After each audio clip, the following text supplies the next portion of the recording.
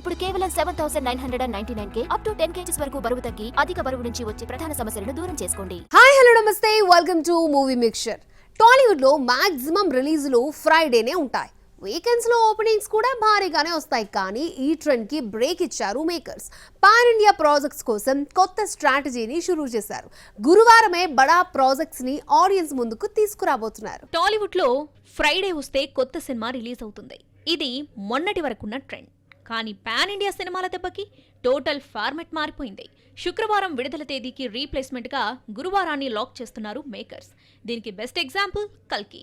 మే 30 నుంచి జూన్ 27కి ఈ సినిమాని పోస్ట్ పోన్ చేశాడు నాగశ్విన్. అంటే కల్కి గురువారం రిలీజ్ కాబోతుంది.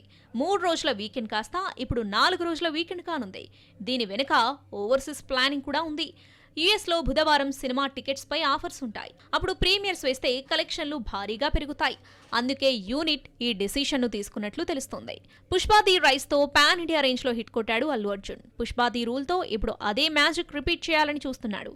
ప్రజెంట్ సెట్స్ పై ఉన్న ఈ ప్రాజెక్టు స్వాతంత్ర్య దినోత్సవం సందర్భంగా ఆగస్టు 15న ఆడియన్స్ ముందుకు రానుంది. ఈ డేట్ కూడా గురువారమే. దీనికి కూడా లాంగ్ వీకెండ్ హెల్ప్ కానుంది. పుష్ప 2 వచ్చిన 2 వారాలకు నాని సరిపోదా శనివారం రిలీజ్ కానుంది.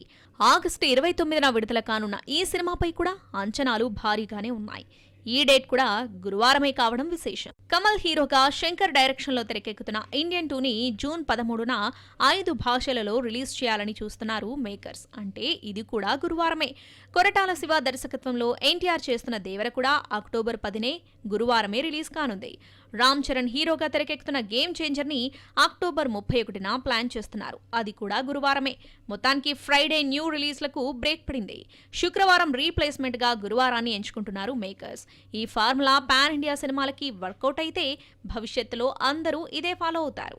ఏదైనా తేడా కొడితే మాత్రం ఆదివారంలోపే సినిమా షెడ్డుకు వెళ్లిపోవడం ఖాయం.